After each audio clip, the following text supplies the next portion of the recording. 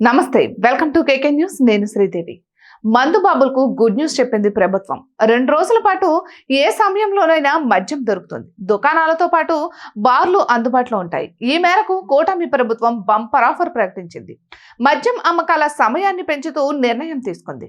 December 31న, జనవరి 1న మద్యం షాపులు, బార్లు, క్లబ్లు, ఈవెంట్లకు రాత్రి 1 గంట వరకు అనుమతినిచ్చారు. అయితే వాస్తవానికి ప్రతిరోజు రాత్రి 10 గంటల వరకు మద్యం అమ్మకాలకు అనుమతి ఉంటుంది. కానీ న్యూ ఇయర్ వేడుకలు ఉండడంతో మద్యం వినియోగం ఎక్కువగా ఉంటుంది. అందుకే ప్రభుత్వం ఇటువంటి నిర్ణయం తీసుకుంది. ఇది మందుబాబులకు పండుగే. సాధారణంగా గంట పాటు అదనంగా సమయం ఇవ్వడం ఆనవాయితీగా వస్తుంది. కానీ ఈ రోజు ఏకంగా 3 గంటల పాటు అదనంగా సమయం ఇవ్వడం విశేషం. ఇంకోవైపు కొత్త సంవత్సరం సందర్భంగా బయట రాష్ట్రాల నుంచి మద్యం ఏపీలోకి రాకుండా ఎక్సైజ్ శాఖ ముందస్తు జాగ్రత్తలు చేపట్టింది.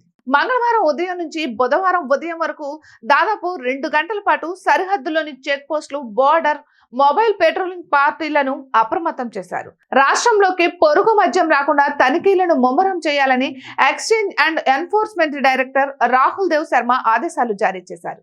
గత అనుభవాల దృష్ట్యా ఈ నిర్ణయం తీసుకున్నట్లు తెలిపారు. ఇక ఇంకోవైపు ఏపీలో మద్యం అమ్మకాలు గణనీయంగా పెరిగాయి. అక్టోబర్ 16 నుంచి డిసెంబర్ 29 వరకు రాష్ట్ర వ్యాప్తంగా 6,312 కోట్ల రూపాయల విలువైన మద్యం అమ్మకాలు జరిగాయని ఎక్సైజ్ శాఖ తెలిపింది.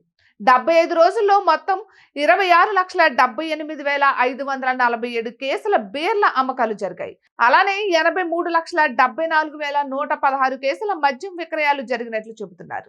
ఇక మరోవైపు కొత్త సంవత్సరం వేడుకలకు సంబంధించి డిసెంబర్ 31, జనవరి 1కి సంబంధించి వచ్చిన ఇంటెంట్ బట్టి స్టాక్ పంపుతున్నట్లు ఎక్సైజ్ శాఖ తెలిపింది.